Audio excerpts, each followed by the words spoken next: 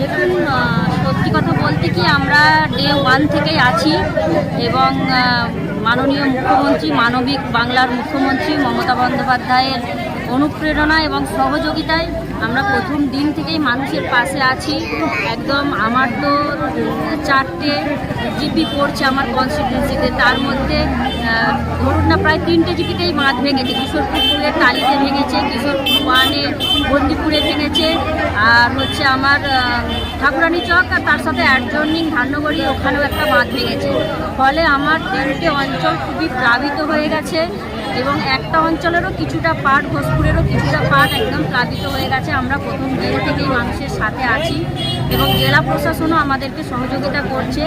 পর্যাপ্ত মাল আমরা মানুষের পাশে পৌঁছে দিতে পেরেছি এবং আমরা নিজেরাও যতটা পারছি সহযোগিতা করছি। এইভাবেই মানুষের পাশে থাকার চেষ্টা করছি। আজকে যে